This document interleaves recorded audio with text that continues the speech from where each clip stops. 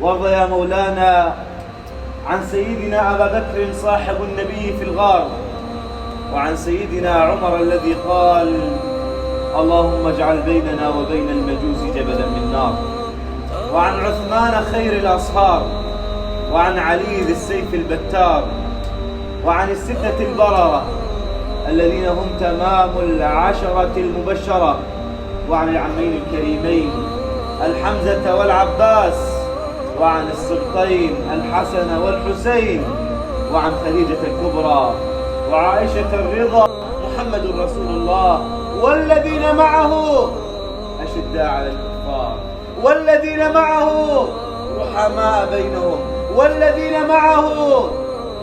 تراهم ركعا سجدا يبتغون فوزا من الله، والذين معه فتحوا الدنيا شرقا وغربا، والذين معه تربعوا على عرش الأندلس 8 قرون، والذين معه أدخلوا الإسلام في كل بيوت من بيوت الدنيا. يكفيهم فخرا حديث النبي صلى الله عليه وسلم وهو يعلم الأمة، قال: لا تسبوا أصحابي، لا تسبوا أصحابي، فلو أن أحدكم